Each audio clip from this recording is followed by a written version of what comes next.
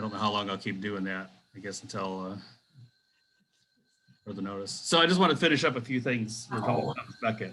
Right. And we got to the point of his murder, but then the aftershock of his murder we didn't talk about yet. So That is so sad with the sword sticking through his head. I know. There are many different depictions of a sword stuck in his head. Oh. Yeah, Fox's Book of Martyrs, all those collections of the martyrs, they really went wild, showing terrible things happening to the saints. Yeah. I know, right? Because they want to depict why they became a saint. Yeah. I mean, the reason he became a saint, as we saw over the last couple of weeks, he was kind of a cantankerous, difficult to deal with person. But the reason he became a saint is because he died standing up for the church. The church versus the kingdom. Yes. And he was standing up for the church. So in spite of all of his flaws and weaknesses. So anyway, his murder, shocked the establishment, and the king kind of went into hiding in Ireland for a little while because everybody blamed him for making that comment about who's going to rid me of this meddlesome priest. And then these knights take it seriously. Oh, we will. You're looking for volunteers? Here we go. He probably annoyed those knights too. I mean, he was a cantankerous person. Somebody's just looking for a reason to do him off, Mm-hmm. Fortunately for Henry, the papal legates eventually found the king innocent of being directly involved in his death, and he was saved from excommunication. However, in July of 1174, he was obliged to serve a penance for his involvement as a contributory factor to the crime. Mm-hmm. The penance involved walking barefooted to the archbishop's tomb in the cathedral where he was murdered, while bishops armed with branches then performed penitential flogging of the shirtless king. So that was his penitence for being a mouthpiece that triggered the event. Mm-hmm. He never really outlived this mark on him too. Mm-hmm. That may be what started the whole, it became a pilgrimage very soon after his death. He then had to spend the night at the cold stone flagstones upon which the archbishop's blood and brains had been spilled. Mm-hmm. Another blow to Henry was the Pope's insistence to retract all parts of the constitutions of Clarendon, which is what this whole feud started over. And in the end, he lost anyway.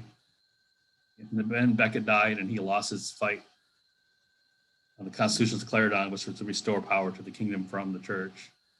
Well, the church had such a hold on everybody that the threat of excommunication was enough to make, Yeah, I mean, think, you lose your... Hey, okay, I'm excommunicated, so what? I'm just going to start my own church or do this or do that. In medieval Europe, that was like losing citizenship. Yeah, wow.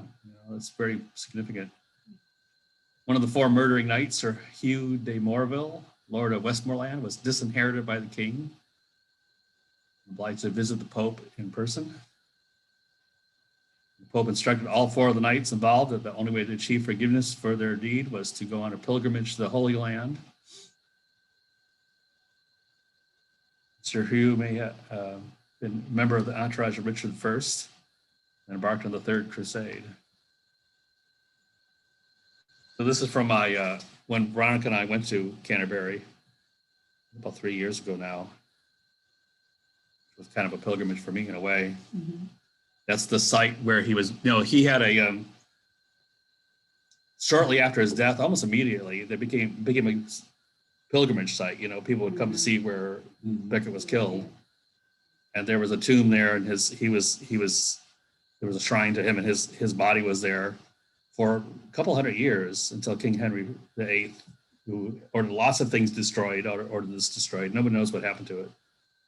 But they have this site here, and you can see that little candle in the background there. Mm-hmm. That's the candle. That's where he was killed, and it's an eternal candle. They keep it burning at all times, ever since the shrine was torn down.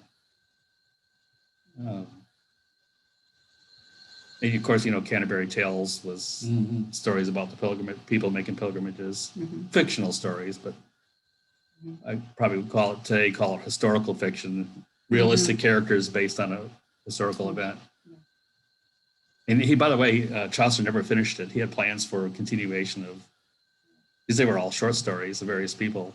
My high school English teacher was wrote her master's on Chaucer. Is that right? And she had us try to pronounce some of the words. And Uh-huh. it's hard to shoot the root there. Yeah. Yeah. You know, and so it was just bad for King Henry, because he never really recovered from it. People blamed him in spite of him making his penance and Yeah. not being excommunicated. He was still blamed for the death. And it's kind of funny how everybody disliked, so many people disliked Becket, but after he was killed, everybody was like mad that Yeah, he was. he was murdered. You know, they all becomes a saint in spite of their feelings towards him. Kind of reminds me of like when Michael Jackson died, all of a sudden he was the greatest musician ever, but everybody thought there was some problems with him beforehand. Well, once you die, you forget all that. And now Yeah. Becket is, pedophilia. Yeah, yeah. tendency. yeah. Yeah. And anyway, the barons, along with Henry's son and wife, Eleanor Aquitaine, launched an 18-month rebellion against the king. And pilgrimage to the shrine of Becket began almost immediately. But very interesting story. And I do think we should do So people found out by word of mouth. it Travelers. spread like wildfire. Wow. You know, this was a huge. I'm always fascinated by the communication lines in that period of time. Yeah, I mean, you have people traveling to Rome for the Pope, and yeah, how do you communicate to get all the bishops to come for a conference? And yeah. you got to plan ahead. Say, 6 months from now, we're going to have this Right. convention, and the word has to take time to get there, and then they plan to come Yeah. and stuff. Well, his murder was a very big deal, especially in England, but all of Christendom really. And it spread like wildfire. Wow. The news, people knew about it pretty quickly. It remained one of the most popular pilgrimages in Christendom until King Henry VIII destroyed the shrine in 1538. Mm. So about 400 years roughly. Mhm. So anyway, I'm going to talk briefly about King Charles I, who we consider a saint. Mhm. He was born in 1600, lived until 1649. He was a sickly child. When his father became king of England in March 1603, he was temporarily left behind in Scotland, where he was born. They were worried he was too sick to make the journey. He was kind of small in stature and less dignified than his portraits by the Flemish painter Sir Anthony van Dyck suggest he was. He was always shy and struck observers as being silent and reserved. He had a good personality, though, and courteous manners. And his lack of vices impressed those who met him. He was a painter of the arts, notably painting and tapestry. Like all the Stuarts, were lovers of horses and hunting. It was the Stuart line of kings. Spent a lot of money in the arts, bringing to England artists like Van Dyck and Peter Paul Rubens, buying a great collection of paintings by them and by Raphael. Mhm. I wonder if that's where all the artwork in the current Queen Elizabeth's It's got to be some of them, yeah. Because there was a show, it was about the Queen, and the amount of art that they have in those castles and stuff. Well, I'm sure a lot of that was passed down, kept in the Yeah. Mhm. royal collection, regardless of the changing of lines of kings now and Yeah. then. It was still kept in the royal collection, so I'm sure some of it's still there. Also instituted the post of the Master's King's music, involving supervision of the king's large band of musicians. And post is still a surviving post today in England. His expenditure on his court and picture collection greatly increased the crown's debts. So people didn't like that.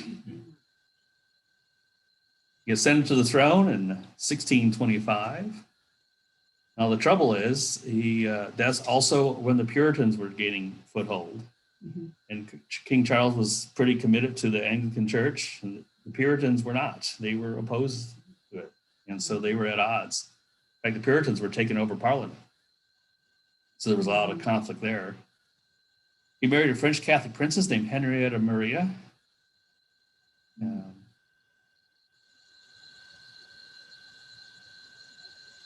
like his Archbishop Canterbury William Laud, took a high view of church governance and worship, demanding compliance with the Book of Common Prayer.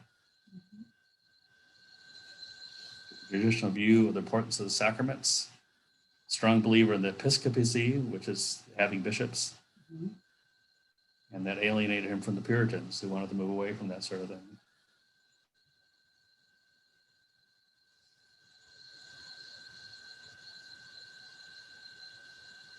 Later, he broke an engagement. I guess he never married her, actually. That worsened matters with Parliament.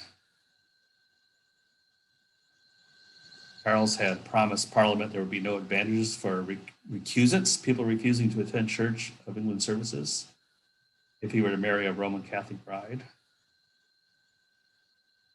This thing, the French insisted on this commitment, but he did have some lack of scruples, and shown by the fact that his commitment was secretly added to the marriage treaty despite his promise to Parliament.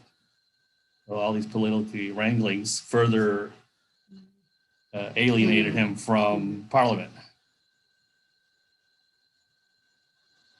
He inherited some disagreements with Parliament from his father. And then there was wars with France and Spain, eventually brought a crisis about in 1628. So within 5 months of his coronation, he had dissolved Parliament because of all this tension and disagreement. For 11 years, from 1629 to 1641, there was no Parliament. It was called the period of personal rule, although his opponents call it 11 years of tyranny. But his decision to rule out Parliament was legal. It was within his rights as a king at that time. I don't think they could probably do that anymore. He and his Archbishop Laud didn't like the Parliament. They were strong believers in the divine right of kings, which is the common thinking at that time in Europe. He was able to extract revenue without Parliament's legislative power, but in 1640 faced the dire need for funds to pay for a second war with Scotland. And therefore, he reluctantly called Parliament back into session, but they came with a long set of grievances against the king. So tensions are mounting between king and Parliament, mostly about finances and wars, and also about religious disagreements, because there were so many Puritans in Parliament at the time. His marriage was seen as ominous, and there was recent plots against Elizabeth I, and the gunpowder plot in James I's reign were all still fresh in everybody's mind. And so that created tension, what's going on here with King Charles and Parliament. Parliament reign session was dominated by Puritans, and they outlawed the episcopacy. Book of Common Prayer was made illegal in 1644. Mm. They call it the prayer book an offense to many of the godly at home, but also to the Reformed churches abroad. So Parliament is really being taken over now by people who oppose the Church of England, the Anglican Church, and the episcopacy. Charles saw that there was trouble, and in spring he sent his oldest son, also named Charles, into the West. And then he escaped to France, where he rejoined his mother, who had arrived there the previous year. So he's getting ready for possible, bloodshed. Wants to maintain his line. And then on June 14th of that year, Sir Thomas Fairfax with Oliver Cromwell, who was second in command, defeated the king and Prince Rupert at the Battle of Naseby. So Charles was very prudent in sending his son out for exile because he was exactly right. Mm-hmm. And that was the first of a long row of defeats for the king's forces throughout that summer and fall. And he returned to Oxford in November, and by spring was surrounded. Ended up leaving the city in disguise with a couple of companions, arrived in a Scottish camp, himself in exile. And by 1647, he was defeated on the battlefield and pretended to negotiate a settlement with Parliament, at the same time trying to form an alliance with the Scots, promising that England would be Presbyterian for 3 years if the Scots invaded England. For 3 years? Yes, we will be Presbyterian for 3 years if you help me invade England. He wants to win England back. He had lost England. And this was the Second Civil War, which was lost by the royalists, by him. So by this point, there was apparent there'd be no peace as long as Charles was alive. He was tried by Parliament for treason and blamed for all the deaths of the two civil wars that had mounted from him trying to regain his kingdom. Charles was asked to plead, but he refused to plead, which was considered an admission of guilt. He was convicted in 1 week. 59 commissioners, all supporters of Parliament, signed his death warrant. He was executed in front of a banqueting hall at Whitehall Palace in London, 1649. As far as I know, the only king to be sentenced of treason and executed in this fashion. The executioner held up a severed head of the crowd. He did not say the traditional words, "Behold the traitor, head of a traitor." And now, one of his main contentions was standing up for the church, the Anglican church, so this was why he was made a saint. Again, it's he died in the defense of the church. Partly, it's also partly his wars and his spending all the money on the hearts, which was a great thing. But immediately following the execution, the crowd rushed the scaffold to get relics. What does that mean? They were looking for particles of his clothing or pieces of limbs, or adding to the mayhem and the disgustingness of this whole thing. Dip a handkerchief in the blood. That was right. So for 11 years, England was a commonwealth and not a kingdom, ruled by Parliament with Oliver Cromwell as the Lord Protector. Oliver Cromwell died in 1658. His son took over, but he was a very weak leader. He could not continue this Commonwealth leadership, which gave Charles II his opportunity to return from France and restore the kingdom. He retook the throne and brought the kingdom back to England, where it's been a kingdom ever since. Also restored the Church of England, which has been there ever since.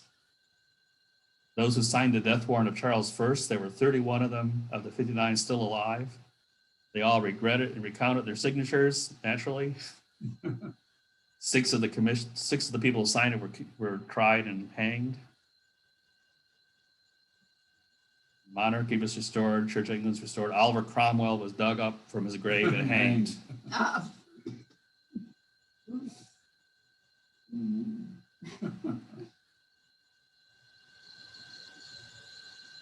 And then Charles was declared a martyr and saint by the Church of England.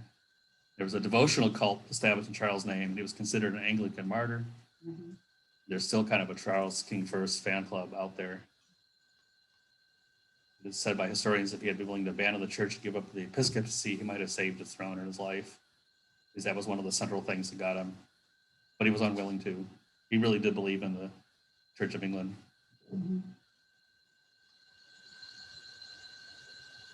The historian Gladstone said it was for the church that Charles shed his blood on the scaffold. Society of King Charles the Martyr continues devotional activities in his memory. Charles commemorated in churches across England. His last words of remember are found on statues. Now, this is one of the reasons it's a brief story. It's kind of interesting, but one of the reasons I'm sharing this story about King Charles is he was the last English person to be canonized as a saint.